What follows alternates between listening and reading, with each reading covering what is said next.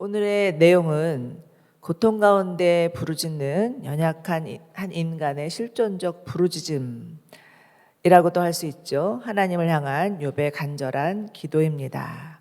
그러나 또 한편으로는 하나님을 향해서 무엇이 도대체 옳고 그른지를 가려보자고 당돌하게 요구하는 항변이라고도 할 수 있습니다.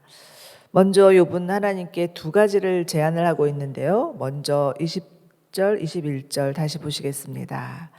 이 두 가지만 내게 허락해 주십시오. 그러면 내가 주로부터 숨지 않을 것입니다. 주의 손을 내게서 멀리 가져 마시고 주의 두려움으로 나를 두렵게 하지 마십시오. 무슨 말인가요? 지금 욥은 하나님을 강자로, 거기에 비해서 자신을 약자로 보고 있습니다.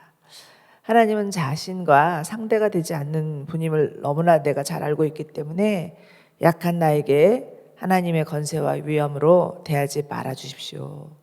나를 무시하지도 마시고 내가 하는 말을 제발 좀 들어주십시오 라고 하는 강력한 요청인 셈이죠. 여러분, 가끔 국회나 정부 청사 앞에 가면 자신의 억울함을 호소하기 위해서 글에 적힌 그 피켓을 들고서 하루 종일 또 아니면 며칠씩 때로는 단식까지 하면서 투쟁을 하는 자들을 보게 됩니다. 얼마나 억울하면 그런가 하는 싶은 마음에 발길이 떨어지지 않을 때가 있죠. 지금 욥의 기도는 마치 자신의 억울함을 호소하는 피티션, 탄원서와도 같습니다. 그런데 사실은 이게 바로 기도이죠. 기도란 자신의 마음과 사정을 하나님 앞에 있는 그대로 아뢰는 것입니다. 성경에 나오는 많은 믿음의 사람들 기도를 한번 생각해 보십시오. 그들도 역시 욥처럼 기도합니다. 하박국서는요, 하박국의 탄원으로부터 시작을 하죠. 그는 당시 사회 안에서 일어나고 있던 불합리와 부조리를 보면서 하나님께 항의하듯 기도를 합니다. 자, 잘 들어보십시오. 하나님, 제가 언제까지 부르짖어야 합니까? 제가 외쳐도 주께서는 구해주지 않으십니다. 왜 저로 하여금 불의를 보게 하십니까? 왜 죄악을 쳐다보게 하십니까? 이렇게 항의하듯 기도를 하죠. 그런가 하면 또 그는 내가 초소에 서서 망대의 자리를 잡고 주께서 내게 무엇을 말씀하실지 내 호소에 주께서 뭐라고 응답하실지 지켜보겠습니다. 이렇게 말합니다. 또 여러분, 요나는 어떻습니까? 그는 심지어 니느웨를 회개케 하신 하나님께 불만이 가득하여서 이렇게 기도합니다. 여호와여, 이것이 내가 고향에 있을 때 말씀드린 것이 아닙니까? 이래서 내가 서둘러 다시스로 도망간 것입니다. 주께서는 은혜롭고 동정심이 많은 하나님이시고 진노하시기를 더디하시고 사랑은 충만하시며 재앙 내리는 것을 주저하신 것을 내가 알고 있습니다. 그러니 여호와여, 내가 이제 제발 주님 앞에 죽기를 구하오니 내가 사는 것보다 죽는 편이 낫습니다. 제발 내 목숨을 가져가십시오. 이게 바로 요나의 기도였습니다. 그런데 여러분, 이들뿐입니까? 시편을 보면 하나님을 향한 무수한 탄원시들이 가득합니다. 자신의 마음에 가득한 원망이나 분노를 다 쏟아내면서 하나님의 이름을 부르는 것이죠. 이처럼 여러분, 기도는요, 추상적이나 관념적인 것이 아니라 실제적이고 구체적인 것이라는 것입니다. 기도가, 그리고 또 그 기도가 구체적이고 실제적이라는 것은 그만큼 하나님과의 관계가 가깝다는 말이기도 하죠. 여러분은 여러분의 인간관계 중에서 누구를 가장 가까운 사람이라고 생각하십니까? 당연히 여러분의 속사정을 잘 알고 무엇이든지 여러분과 거리낌 없이 나눌 수 있는 사람이겠죠.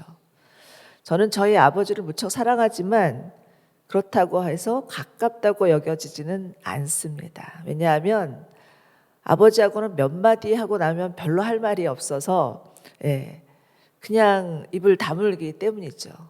그러나 어머니하고는 좀 다른 것 같습니다. 어머니하고는 많은 말을 나누고 마음도 나누고 어머니의 사정도 제가 알고 저도 어머니께 제 사정을 말씀해 드리고 어쩌면 하나님과의 관계도 마찬가지입니다. 우리 모두 하나님을 사랑하지만 하나님과 마음의 거리는 다 다른 것 같습니다. 그런데 유대인들의 기도를 들어보면 지금도 어떻게 저렇게 기도할 수 있을까 싶을 정도로 매우 솔직하고 거침없이 기도를 한다고 합니다. 물론 제가 히브리 말을 잘 모르기 때문에 직접 들어본 건 아니지만 그렇다고 해요. 자, 그렇다면 우리들의 기도는 어떤지 한번 돌아보시면 좋을 것 같습니다.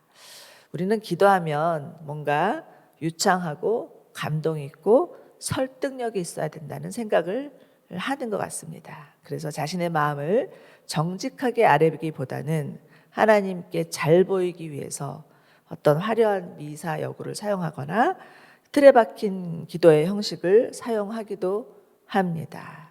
물론 대표 기도와 같은 공적인 기도에서는 어느 정도 기도문의 형식을 따를 수 있겠지만 홀로 하나님 앞에 나아갈 때는 그럴 필요가 없다라는 거죠. 시편 51편 17절을 보면 하나님께 구하는 제사는 상한 심령이라 하나님은 상하고 통회한 마음을 멸시하지 않으신다라고 말씀하시죠. 여러분은 기도가 하나님 앞에 나갈 때 내 기도는 어떠한지 나는 정말 하나님 앞에 내 마음을 솔직하고 아뢰고 있는가? 라는 것을 보실 필요가 있겠죠. 무엇이든 주저하지 않고 내 마음에 있는 바를 정직하게 아뢰는 것. 그래서 내 마음 가운데 있는 슬픔이든 고통이든 원망이든 분노든 그것을 다 아시는 하나님께 아뢰는 것이 기도라는 것을 이 아침에 다시 한번 마음에 새기면서 이 자리에 오신 여러분들 정말 하나님께 솔직히 있는 마음 그대로 아뢰는 시간이 되시기를 바랍니다. 또한 기도는 하나님과 우리 사이에 상호관계에서 일어나는 것이지 일방적인 것이 아닙니다. 22절 보시면 그리고 나를 부르십시오. 내가 대답하겠습니다. 아니면 내가 말하겠사오니 주께서 대답해 주십시오라고 하죠. 그것은 무슨 말인가요? 욥은 하나님께 대화를 요청하고 있습니다. 하나님이 말씀하시면 자신이 듣고 자신이 말하면 하나님도 들으시는 상호 관계를 원하는 거죠. 자, 그렇다면 이것도 또 우리 기도는 어떤지 돌아보십시오. 우리는 어쩌면 하나님께 실컷 부르짖으며 기도해 놓고는 하나님이 대답하실 틈도 주지 않은 채 벌떡 일어서는 경향들이 있는 것 같습니다. 그래 놓고는 응답이 없다고 하나님을 원망하는 건 아닌지 모르겠습니다. 그런데 여러분, 기도는 하나님이 말씀하실 때까지 기다리는 것입니다. 기도에는 반드시 기다림이 동반됩니다. 기다림을 통해서 하나님을 알아가고 하나님이 행하셨음을 믿게 되는 것이죠. 또 기다림을 통해서 우리 영혼의 성장과 성숙이 일어납니다. 올가을은 참 풍성한 열매가 가득한 풍년이라고 해요. 그런데 그것은 여름이 유난히 길고 더웠기 때문이라고 하죠. 긴 무더위를 참으니까 그것을 참고 기다리니 풍성한 열매를 맺은 것이죠. 이것처럼 우리의 영혼도 우리의 기도도 하나님을 기다릴 때, 인내함으로 하나님을 기다릴 때 풍성한 열매가 맺힐 것을 기대하시기 바랍니다. 자, 이제 욥의 기도는 계속 이어지는데요. 23절 25절입니다. 내가 저지른 잘못과 지은 죄가 얼마나 많습니까? 내 허물과 내 죄를 알려주십시오. 왜 주의 얼굴을 숨기시고 나를 주의적으로 여기십니까? 욥은 지금 잘못한 일이 있어서 이런 고난이 왔다면 알려달라고 항의를 하죠. 하나님께 마치 따지듯이 말합니다. 이는 마치 하나님이 자신의 얼굴을 숨기시는 것 같다고 느끼는 거죠. 여러분, 대부분의 사람들은 고난이 오면 하나님이 계시지 않는 것 같은 마음 때문에 힘들어집니다. 예전에 자신이 알고 있던 하나님과는 전혀 다른 하나님과도 같아서 고통스럽기도 하고 아무리 불러도 대답이 없는 것 같아서 우울해지고 낙심이 생기기도 합니다. 하나님과의 관계가 완전히 단절된 것 같아서 절망감에 빠지기도 하죠. 이런 현상을 영적 침체, 또 혹자는 영혼의 어두운 밤이라고 부르기도 합니다. 그런데 이와 같은 영적 침체가 오는 데는 여러 가지 이유가 있죠.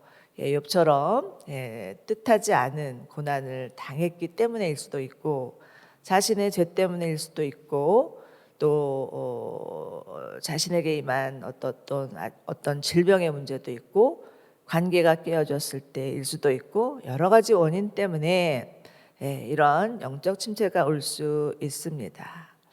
욥은 지금 정말 자신에게 불어닥친 이해할 수 없는 고난, 한 번도 상상해 보지 못했던 고난, 그 고난 때문에 영혼의 어두운 밤을 맞이하고 있죠. 그가 얼마나 철저하게 이 시간을 겪고 있는지 그의 입에서 토로하는 말들을 보면 잘 알 수가 있습니다. 26절, 28절을 다시 한번 보십시오. 그는 주께서 내 쓰라린 과거를 기록하시고 내 어린 시절의 죄를 상속받게 하십니다. 주께서 내 발에 착고를 채우시고 내 모든 길을 뚫어지게 지켜보시며 내 발자국을 제한하시니 말입니다. 그러니 사람이 썩은 것처럼 쇠약해지고 좀먹은 옷 같습니다. 라고 토로하죠. 욥은 하나님께서 자신이 어린 시절에 철없이 지은 죄까지도 다 소환하셔서 그것까지 한꺼번에 벌하시는 것이라 아니라면 나는 이런 징벌을 당할 이유가 없다라고 토로하는 것입니다. 이런 징벌을 가하는 것은 너무 가혹한 처사 아니냐고 울부짖는 것이죠. 여러분, 그런데 욥뿐만 아니라 여러 믿음의 조상들도 이와 같은 영적인 침체를 겪었습니다. 선지자 중에 선지자라고 하는 엘리야 아시죠? 그 엘리야를 보십시오. 엘리야는 갈멜산에서 바알의 선지자와 맞대결을 해서 850대 1이라는 압승을 거둔 대단한 선지자였습니다. 그런데 그 일 이후 자신을 죽이려고 달겨드는 그 이세벨이라는 그 여자의 위협 앞에 너무너무 두려운 나머지 광야로 숨어들면서 광야로 주랭랑을 치면서 영적 침체에 빠지게 되죠.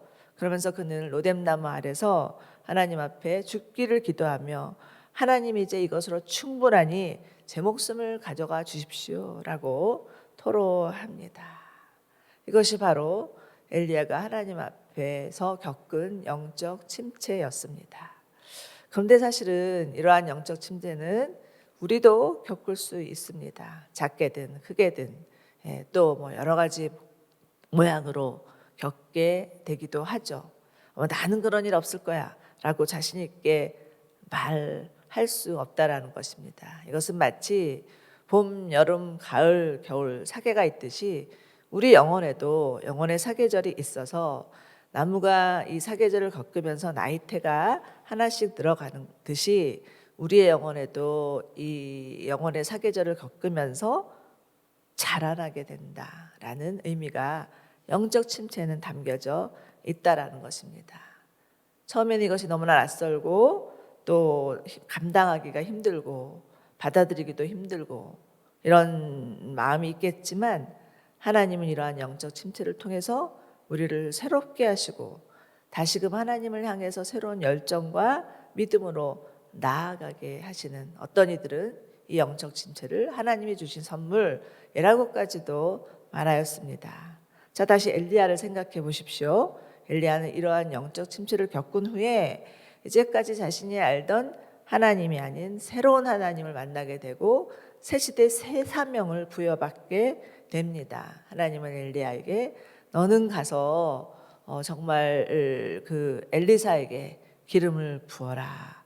그리고 아람 왕에게 기름을 부어라 라는 사명을 주시죠. 그리고 그것을 엘리야가 감당하는 것으로 엘리야의 소명을 다하고 있습니다. 여러분, 구름이 해를 가린다고 해서 해가 사라지는 것이 아닌 것처럼 하나님이 우리의 얼굴을 숨기신다고 해서 자신의 존재가 사라지는 것이 아닙니다. 하나님은 때로는 자신을 나타내기도 하시고 또 자신을 숨기시면서 행하시는 하나님의 또 다른 역사도 있습니다. 그래서 우리는 하나님을 나타내시는 하나님, 숨기시는 하나님이라고도 표현을 합니다. 그러나 이 정말 양면과 같은 이 하나님의 그 역사를 통해서 우리 가운데 행하시는 선하신 일들이 있다라는 것입니다. 혹시나 여러분들 가운데 지금 정말 하나님이 침묵하시는 것 같아서 마음에 고통과 어려움을 겪고 계신 분들이 계십니까? 정말 하나님의 얼굴을 숨기시는 것 같다라는 마음 때문에 다시 하나님의 얼굴을 보고 싶어서 주님 앞에 나오신 분들도 계실 것입니다. 그러나 이러한 마음 가운데 있는 영적 침체, 영혼의 어두운 밤을 내가 겪고 있다면 이것을 통해서도 하나님께서 일하실 것을 신뢰하시기 바랍니다. 그러할 때 하나님이 그 시간을 통해서 협력하여서 선을 이루시고 하나님의 섭리 안에서 하나님의 선하신 뜻을 이루시며 우리 가운데 정말 또 다른 하나님의 그 모습들을 알려주시고 나타내 주실 것을 믿으시기 바랍니다. 그래서 하나님께서 우리에게 주시는 또 새로운 은혜를 기대하시면서 정말 그 다음의 믿음의 과정으로 나아가시는 저와 여러분들 되시기를 주님의 이름으로 축원합니다.